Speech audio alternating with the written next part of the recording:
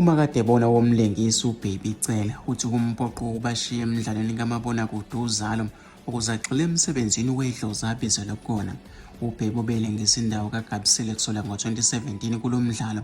Uthi-ke bengingelula ukuthatha lesi sinqumo.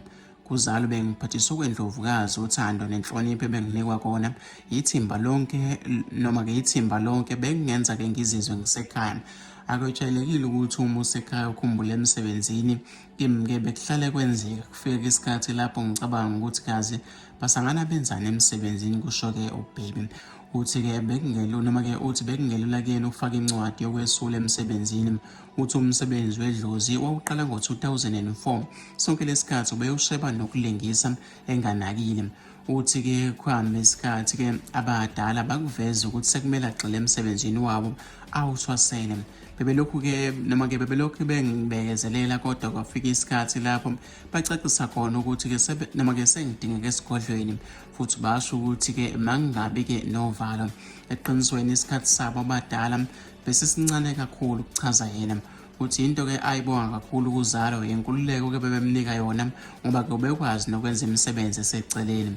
Isethekwini ngenxa yoZalo banginika ithuba elingandele bani lokusebenza-ke noma-ke lokusebenzela ngasekhaya. Bengiqala-ke ukusebenzela ngasekhaya empilweni yami, ngisho-ke noma-ke nasemidlalweni yeshashalazi imbala. Lokhu-ke ngikubonga kakhulu.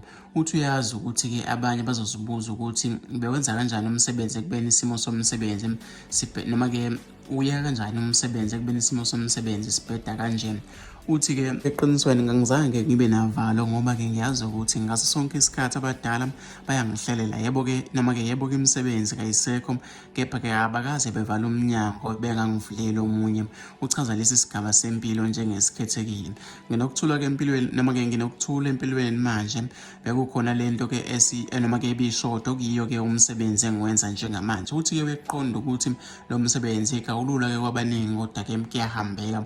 Abantu kumele-ke baqonde ukuthi ithongo lidinga noma-ke lisidinga njengoba-ke nathi silidinga. Kumele-ke bafunde-ke ukulalela isithunywa sabo uma-ke sebetshwela noma-ke sebetshelwa ukuthi-ke banobizwa. Kubalulekile ukuphahla ukhulume nabakini. Abanye abantu-ke bashawa ingcindezi bese-ke beyothwasa noma yikuphi noma-ke yikuphi, izinto zabo zigcine-ke zingasahambi ngendlela. Uma kuthiwa-ke unobizo, ithongo lakho lizokutshela konke-ke noma-ke lizokutshela lokho okumele ukwenze. Nakuba-ke esegxile emsebenzini wedlozi, uthi ukulengisa kuyohlezi-ke kuyingxenye yempilo yakhe. Uthe-ke uzobonakala komunye umdlalo ozokhonjiswa-ke kwi-Netflix, kodwa-ke wathi-ke ngeke akwazi ukuwudalula okwamanje.